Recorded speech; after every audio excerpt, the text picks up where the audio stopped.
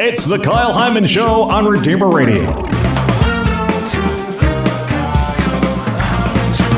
This is Kyle Hyman, and joining us for Theology of the Body Thursday is our executive director here at Redeemer Radio, Cindy Black. Thanks for being here, Cindy. Good morning. Recently, we had Layla Miller on. She was talking about her book that she did with Trent Horn. It's called Made This Way, How to Prepare Kids to Face Today's Tough Moral Issues. Talked a lot about different sexuality issues, a lot of things that we've been talking about in Theology of the Body, but really the book kind of concisely breaks it down into what the church teaches and how to talk about it with your little kids and how to talk with bigger kids. One of the things that she kept mentioning in that interview, which I highly recommend people go back and listen to that if you missed it, it's going to be posted later today, so subscribe to the podcast or check out the app later today. But she talked about this document, The Truth and Meaning of Human Sexuality, which is a document that came from the Pontifical Council for the Family. Something I've heard this thrown around every once in a while here and there, but I don't really know much about it, so I'm excited that we're talking about it today.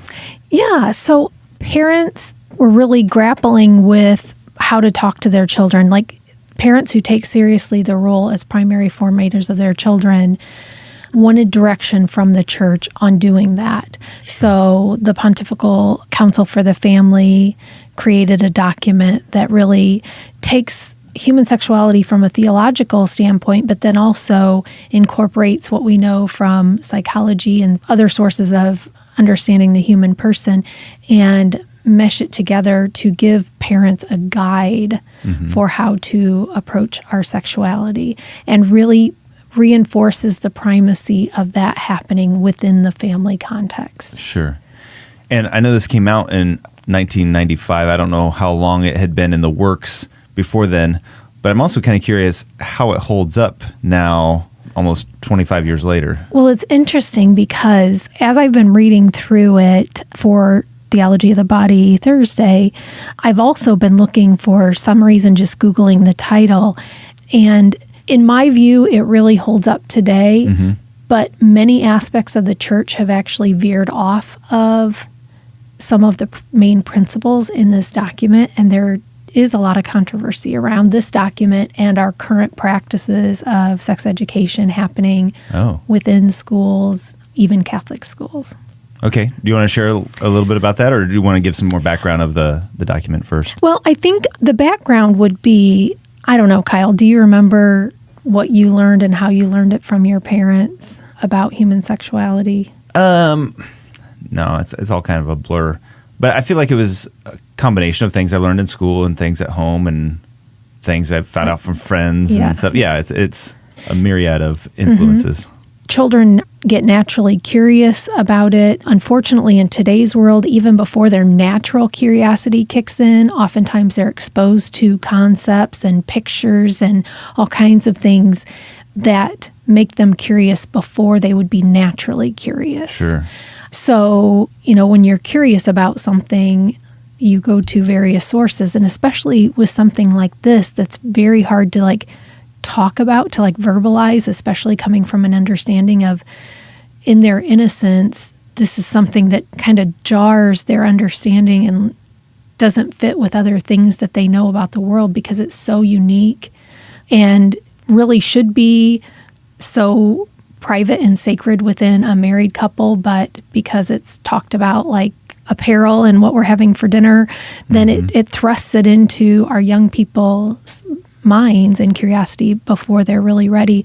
So then they don't know how to go about asking the parents if it's never been brought up by the parents in the first place. Okay.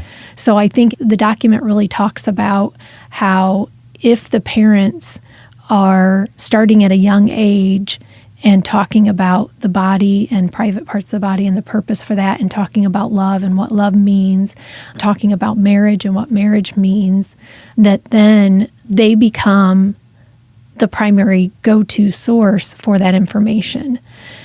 So I think that's a big part of it. When my daughter was in a Catholic school, I really struggled when I first got this letter sent home that they were having, the letter had birds and bees around it. Okay. And it said, we'll be talking about puberty and the body. We're going to separate the boys and the girls. And a parishioner who was a urologist was coming to talk to the boys, and I knew him, and I don't know about his Catholic formation, but at least he was Catholic. But I didn't know anything about the nurse that was coming to talk to the girls. I didn't know if she was Catholic, what she understood about human sexuality, what she would be talking about. But I called in, and they're like, well, you could have your daughter sit out. Right. She can just go to the library. Well, the last thing you want is your daughter to be the only one that isn't included in that. I said, well, what are they going to be talking about? And my concerns were really minimized. It was like, they're just going to be talking about changes in the body, needing deodorant. And it also on the letter said that they would come home with free samples. And it didn't say of what. Right. So I'm like thinking, what are they going to send home? Well, for the girls, they were going to get some pads. And, for the boys, I can't remember, I think deodorant or something like that. So I had this natural sense. I was really just starting to learn about my faith and really learn, study theology of the body. So I had this sense that that was my responsibility, and it did not belong in a school setting where my daughter's sitting with other kids with a stranger talking to her about this. It should definitely be in a separate, boys and girls. But I was really troubled that it was happening at all because I didn't know what was going to be discussed. And you never know what questions are going to come up and how that's going to be answered.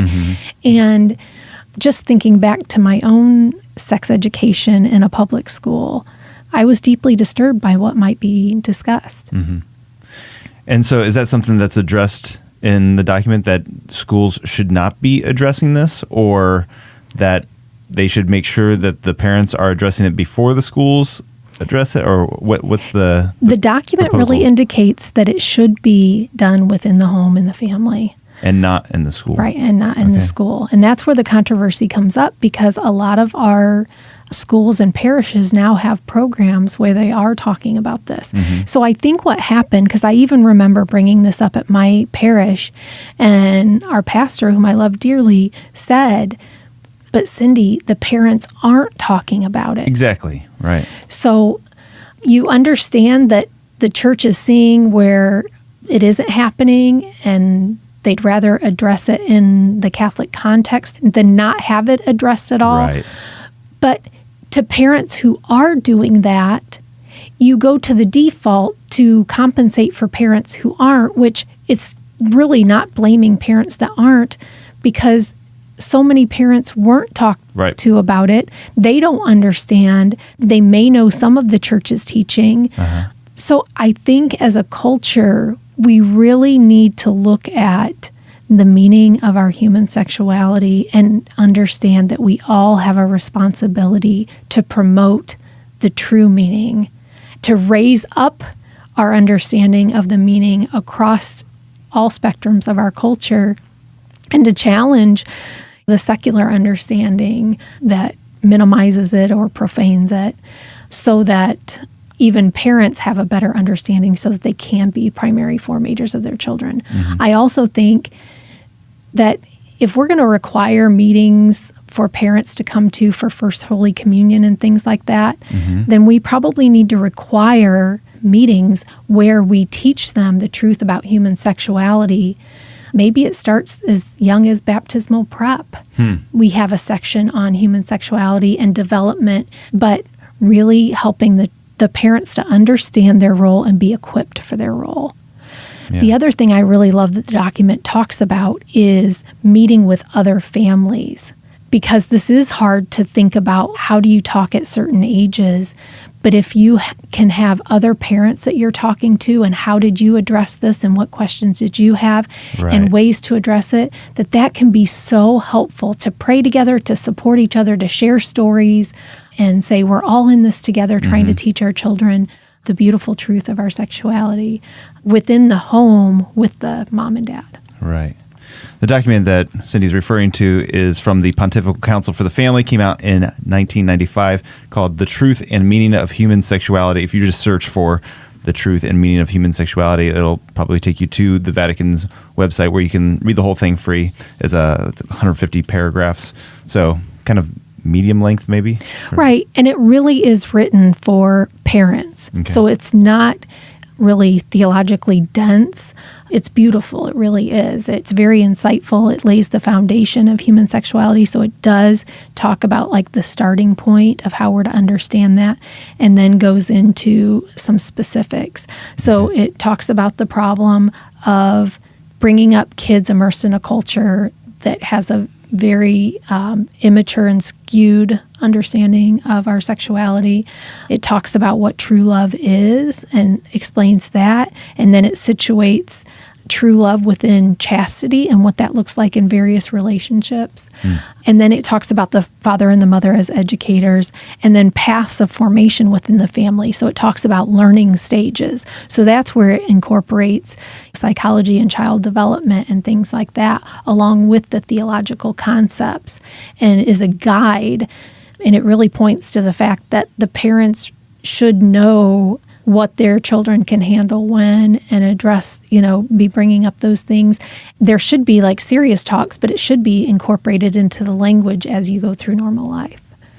All right. I have so many questions about it. I have a feeling this is going to have to be a part 2 because I'm guessing this might be several parts. Yeah, because one of the questions that I have that we're not even going to have time to answer, but is where do we draw the line? If the parents are supposed to be the sole teachers of this, that the only teachers of this, that the schools and our church shouldn't be taking on the responsibility of teaching human sexuality to kids, where do we draw the line when we're talking about theology of the body courses, whether it be in elementary school or high school or college even?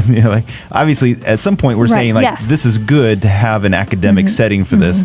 So at what point do we say this is now out of the parents' hands and we can do this in an academic setting?